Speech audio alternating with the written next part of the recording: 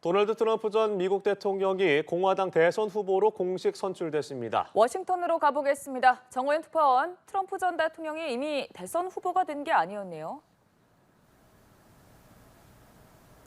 네, 지난 1월 아이오와에서 첫 경선을 시작한 뒤 3월 슈퍼 화요일 경선을 거치며 경쟁자들이 중도 포기를 선언했죠.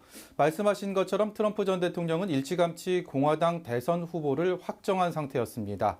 오늘 공화당 전당대회 첫날 트럼프 전 대통령을 대선 후보로 공식 지명한 건 통과 의뢰이자 일종의 대관식이라고 보시면 될 것 같습니다.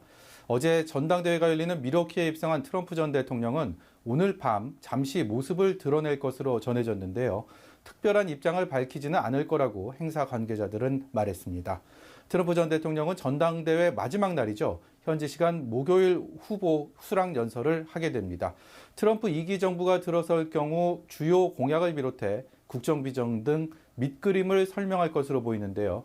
자신에 대한 암살 시도 직후 트럼프 전 대통령은 연설문을 다시 작성한 것으로 알려졌습니다. 상대에 대한 증오와 비난이 아닌 통합에 방점을 둘 것이라고 측근들은 귀띔하고 있습니다. 네, 이 자리에서 베일에 가려져 있던 부통령 후보도 발표됐는데요. 어떤 인물인가요? 네, 올해 39살입니다. 벤처 투자자 출신 오하이오의 상원 의원인데요. 2년 전 트럼프 전 대통령의 전폭적인 지지에 힘입어 상원에 입성했습니다. 처음 상원에 도전할 때만 해도 트럼프 전 대통령과 사이는 결코 좋지 못했습니다. 2016년이죠. 처음 대권에 도전한 트럼프를 미국의 히틀러라고 비난할 정도였는데요. 하지만 정계 입문 과정에서 철저하게 트럼프와 같은 노선을 취했고요. 그러다 트럼프의 지지까지 얻게 되며 탄탄대로를 걸어왔습니다. 트럼프 전 대통령 입장에선 이미 승기를 잡았다는 판단 아래 중도 색채의 러닝메이트보다는 자신의 말을 잘 들을 인물을 선택했다고 봐도 무방할 것 같습니다.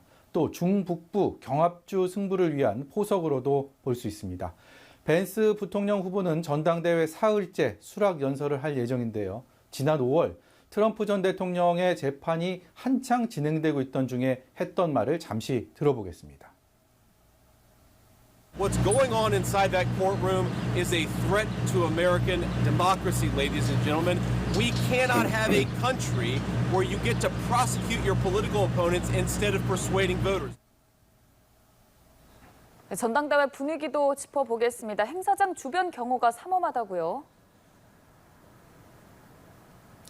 네, 물론 저는 지금 워싱턴에 있지만 이런저런 경로를 통해 들려오는 소식에 따르면 전당대회 행사장 주변은 그야말로 철통 그 자체라고 합니다.